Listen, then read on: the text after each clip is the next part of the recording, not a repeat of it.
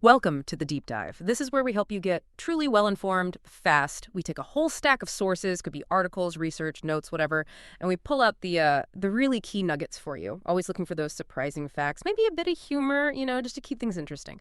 So today we're diving into something pretty unique. It's material from the Mindset Matrix podcast, a dual AI exploration.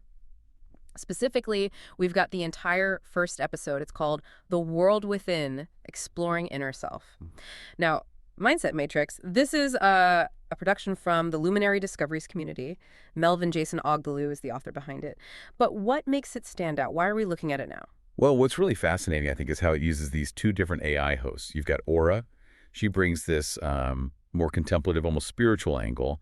And then there's Lynx, who's all about the analytical side, the cognitive science. Two AIs. Yeah, and it's not just a gimmick, right? It actually mirrors the whole point they're making, this idea of bringing together intuition and analysis. It's kind of like they're demonstrating it live, showing how these different ways of knowing can, merge to give a richer picture.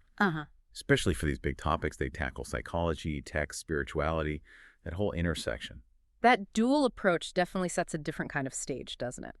So our mission today is to really get into the core ideas from that first episode, The World Within.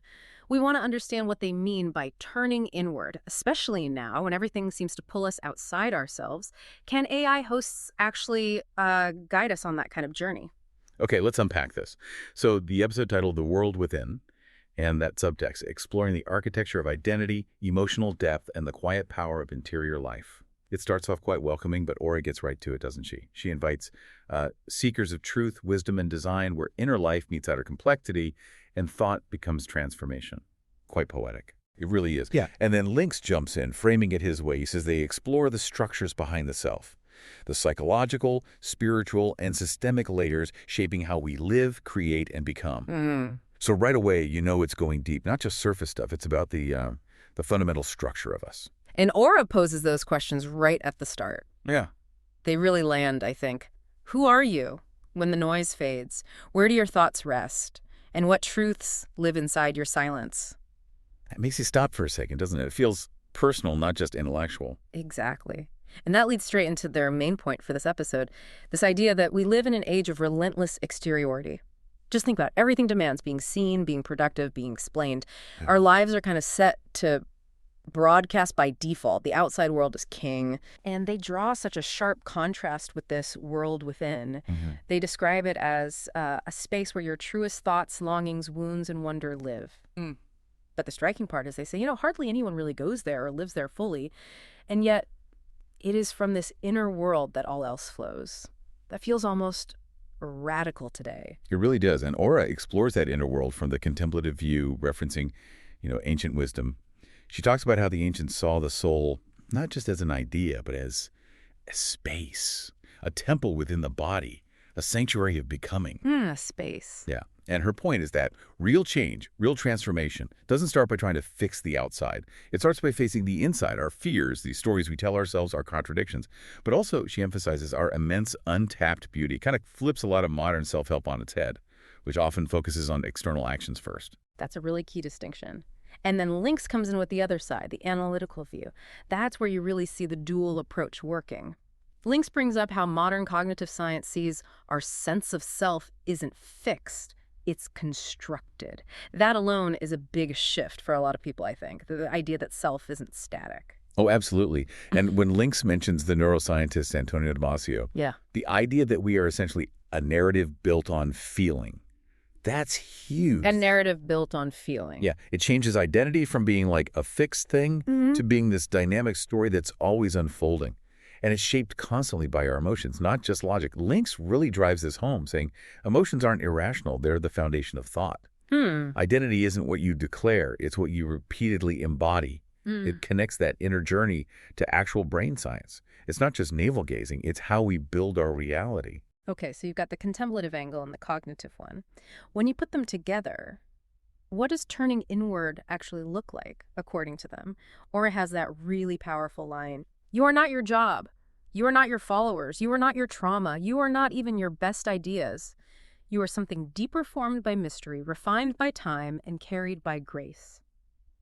It's about stripping away those external labels we identify with. But, okay, that can feel a bit abstract, right? Does the podcast give any clues on how you even start doing that, peeling back your job or your followers? That's a fair question, and it shows why having both Aura and Lynx is so effective. Aura gives you that maybe philosophical permission, that framework. But Lynx connects it back to something tangible, this idea of design. Yeah. Lynx's point is that everything we build, whether an app, a brand, or a life, is downstream from identity. It all flows from how we see ourselves, how we relate to others, the beliefs we hold, often unconsciously. These internal architectures we seldom question, but always build upon. So turning inward becomes almost like a design process. You need to understand the inner blueprint before you can build authentically on the outside. Ah, okay. Understanding the internal architecture before building outward. That makes sense. And the episode wraps up with Aura extending this sort of gentle invitation to you, the listener, to pause, to reflect, to become present to your own inner landscape. And she asks, what do you feel? What do you avoid? And what do you know in your bones but haven't yet spoken aloud? It leaves you with something very real to think about. Definitely. And they even give you a specific reflection prompt to work with from that episode. It's simple, but, well, deep. Who am I beneath what I do? Beneath what I do. Yeah, it really pushes you past the roles, the activities, the achievements that we so often define ourselves by. And they encourage you, the listener, to actually engage with it. They say, take a moment today to sit with this. Write, walk, or simply breathe through the discomfort or discovery. You won't be surprised at what rises to the surface. They also invite listeners to connect, send in questions, which keeps it feeling like an ongoing dialogue. So, wrapping up this deep dive into Mindset Matrix's first episode, the big takeaway for me wasn't just the content, but the reframing. In a world obsessed with the outside, metrics, visibility, constant doing, they're suggesting the most potent action might be the quietest one, just deliberately turning inward. It feels like a fundamental shift, connecting ancient ideas with what we're learning about the mind now, finding power within first. And that really poses a significant question for you listening, doesn't it? If that inner world truly is the source, well, how might actually paying attention to it, nurturing it, change things day to day? Your actions, how you interact with people, the choices you make. It's more than just self-knowledge. It's about living from that place. And they leave you with this final thought, a sort of blessing. May you return to your inner world with courage, and may you carry its light into the outer one,